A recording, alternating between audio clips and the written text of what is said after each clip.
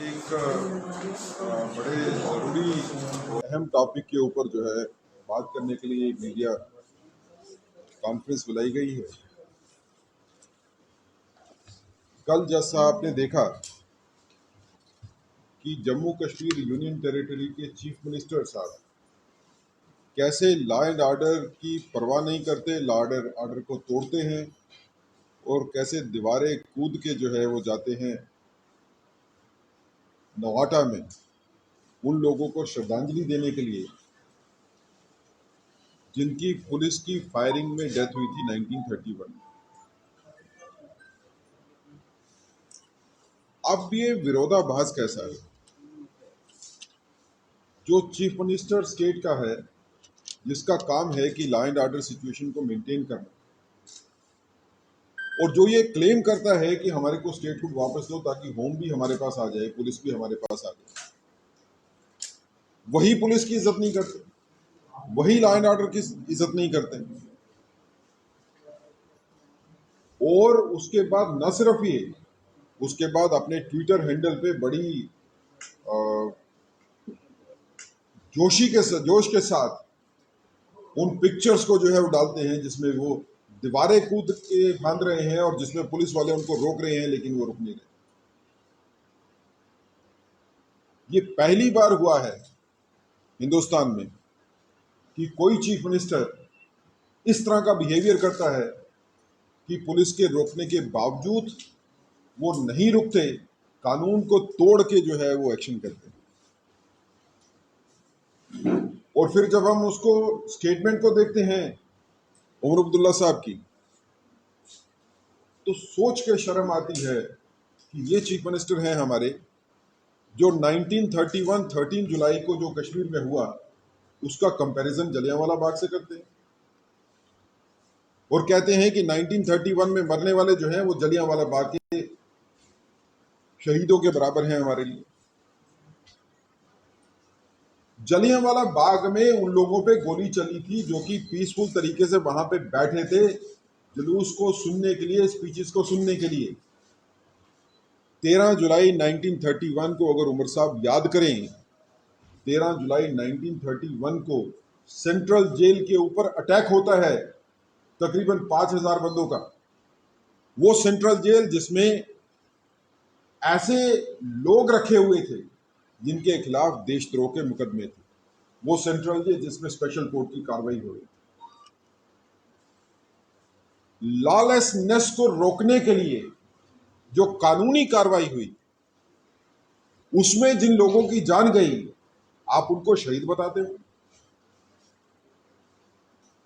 अगर उमर अब्दुल्ला साहब की चीफ मिनिस्ट्री में भी किसी जगह ये बात हो जाए कि 5,000 लोग मिलकर कोर्ट के ऊपर अटैक कर दें या जेल पे अटैक कर दें कैदियों को छुड़ाने के लिए, तो उमर साहब बताएंगे कि उस सिचुएशन में अगर होम इनके पास भी हो तो ये क्या करेंगे, पुलिस क्या करेगी? क्या पुलिस चुप करके बैठ जाएगी? क्या पुलिस अटैक करने देगी 5,000 लोगों को और कैदियों को छुड़वा के ले जाओ? ये तो लॉलेसनेस है। ये तो आज के दिन भी हो जाएगा।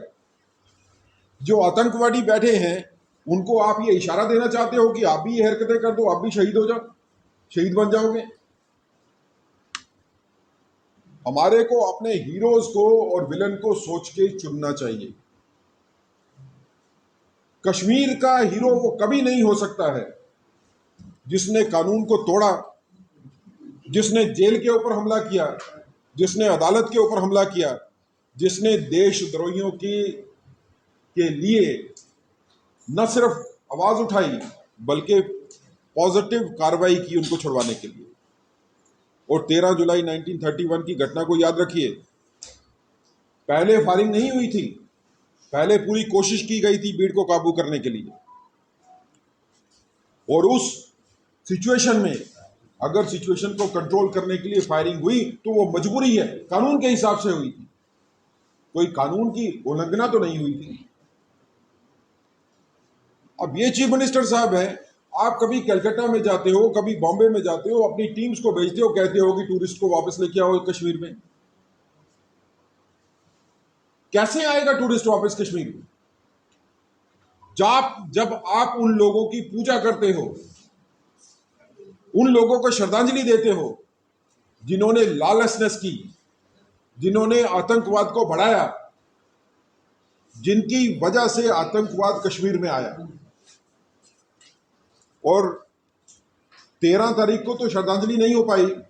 उमर साहब ने 14 जुलाई को श्रद्धांजलि दी, लेकिन भूल गए कि 14 जुलाई 1931 में क्या हुआ था। 13 जुलाई 1931 के बाद अगले दिन 14 जुलाई 1931 को कश्मीरी हिंदुओं के घरों को जलाया गया। उनकी कितनी प्रॉपर्टीज लूट ली गई। क्या उमर साहब का फर्ज यह नहीं बनता है कि 14 जुलाई को भी तो कभी मान लो कि 13 जुलाई के बाद क्या हुआ था।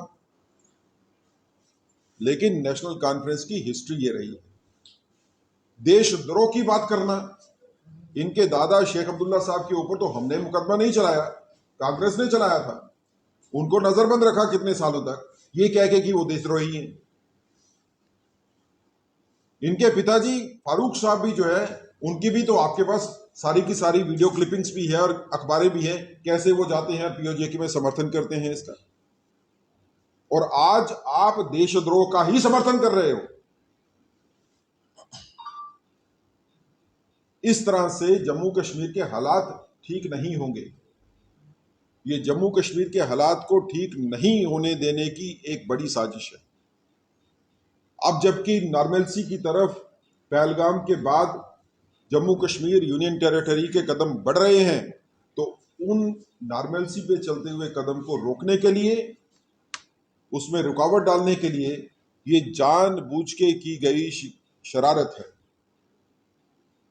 आप सिर्फ पॉलिटिकल पॉइंट स्कोर करना चाहते हो। आप ये बताना चाहते हो कि इससे पहले कि पीडीपी वहां पे जाए, मैं वहां पे जाऊंगा। कानून कौन तोड़ेगा, इसके बारे में भी होड़ लगी हुई है कश्मीर। कौन कानून के खिलाफ बड़ी बात कह सकता है, इसके ऊपर वहां पे दौड़ लगी हुई है। अगर पीडीपी जो है वो बात करती है स्टेटहुड को लाने के लिए, तो नेशनल कॉन्फ्रेंस उससे बड़ी बात करेगी। पीडीपी बात करेगी 13 जुलाई के लिए, तो नेशनल कॉन्फ्रेंस उससे बढ़ के बात करेगी। ये किस तरह की दौड़ है? ऐसी दौड़ जिसमें आतंकवाद का समर्थन हो रहा है, जिसमें देशद्रोह का समर्थन हो रहा है, ये किसके हक में है? और फिर आपकी इन हरकतों को देखते हुए अगर आतंकवाद को बढ़ावा मिले तो दोषी कौन होगा? और मुझे समझ नहीं आता कि यूनियन टेरिटरी की एडमिनिस्ट्रेशन जो है, उसको इस वक्त सेंट्रल गवर्नमेंट को साथ मिलकर काम करना चाहिए। अगर यहां पे विकास आना है, यहां पे शांति आनी है, तो दोनों गवर्नमेंट को मिलकर साथ में काम करना पड़ेगा। लेकिन उमर अब्दुल्ला साहब ने दोनों गवर्नमेंट को एक दूसरे के सामने लाके खड़ा कर दिया। कश्मीर की जनता को भी समझना चाहिए, ये जो कश्मीर में इस टाइम पे कंपटीशन चल रहा है कि कौन पॉलिटिकल पार्टी देशद्रोह की बड़ी बात करेगी, और ये सोच के कि वो कश्मीर की जनता को वैसे ही बेवकूफ बनाते रहेंगे जैसे वो बनाते रहे हैं 7 दशकों से, और लोग उनकी इन ड्रामाबाजियों को मान के ये सोचेंगे कि हमको इनके साथ चलना है, तो कश्मीर की जनता जो है अब काफी आगे बढ़ चुकी है। कश्मीर कभी नहीं चाहेगा कि हालात फिर से खराब हो। दोबारा कश्मीर में पहलगाम जैसे हालात हो, वो कश्मीर कभी नहीं चाहेगा। मैं उमर अब्दुल्ला साहब को आपके माध्यम से कहना चाहता हूं, वो बात करिए जो हमारे को शांति की तरफ लेके जाए। वो बात करिए जिससे विकास हो जम्मू कश्मीर में। ये इस तरह के स्लोगन देने से आप जम्मू कश्मीर को वापस लेके जा रहे हो। उसी अंधकार के युग में यहां से बड़ी मुश्किल से हम बड़ी कुर्बानियां देखेंगे। और मुझे सख्त इतराज है उमर अब्दुल्ला साहब के ट्वीट से जो उन्होंने पहले किया था सुबह, जिसमें उन्होंने कहा कि मीडिया जम्मू कश्मीर का कॉवर्ड है। मीडिया के बारे में उंगली उठाना और कहना कि मीडिया डरपोक है जम्मू कश्मीर का, क्योंकि मीडिया ने वो रिपोर्ट नहीं किया जो उमर साहब कहते थे 13 जुलाई के हवाले से। अगर मीडिया इंडिपेंडेंटली काम करता है और 13 जुलाई के तथ्य रखता है जनता के सामने और बताता है कि 13 जुलाई को असल में यह हुआ था, तो वो मीडिया जो है वो डरपोक हो गया, क्योंकि वो मीडिया जो है उमर साहब के साथ नहीं है।